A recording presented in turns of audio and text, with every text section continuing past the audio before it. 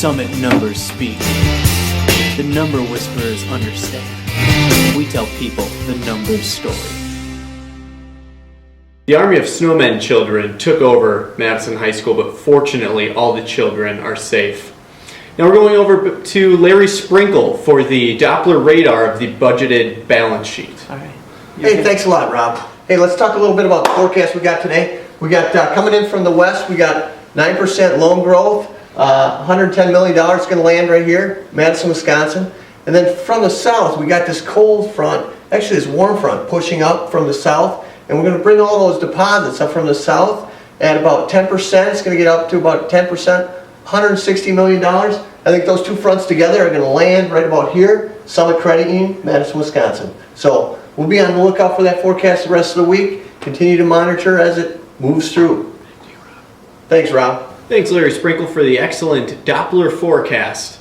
Now we're going to take it to Jimmy the Hat, who has a breaking news story on the income statement budget. Yes, thank you, Rob. I'm here in the Summit break room where the juiciest Summit financial gossip is held every single day. I've been sitting out here for over a month following Chris Howe, his every move. I've been trying to get inside his head to really understand what's to do with the income statement budget.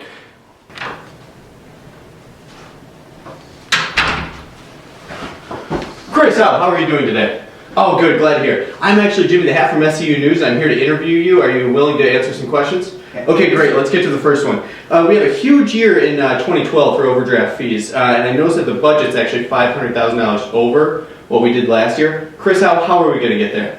Well, I think the key is to get new members to join the credit union, make sure that every single one of those members have a checking account with us, and then have a great conversation of debit opt-in. It's a great product, provides convenience for the member. Perfect, thank you. The next one I got for you is I noticed that our net income is actually budgeted for $18.6 million this year. Chris, how are the front lines going to help us get there? And Chris, how are we actually going to obtain this number? Loans, loans, loans. I think it's all about uncovering members' needs from a loan standpoint and bringing those loans over to the credit union. We're great at first mortgages. We need to focus a little bit more in 2013 on consumer loan growth. Okay, and things such as like PayPro, Gap, income sale of loans. Chris, how is this something that the front lines are actually going to be able to impact, that it's going to make a big difference? All big income line items, and I think it's about the frontline folks uncovering members' needs and coming up with a solution to meet the needs of the member.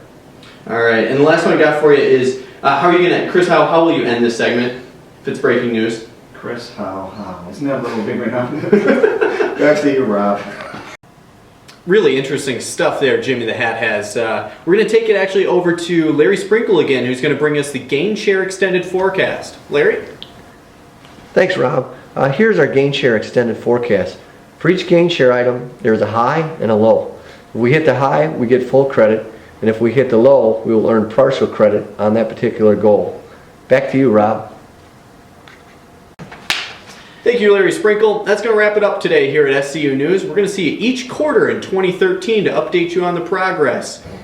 I'm Rob Nergandy. Stay classy, Summit.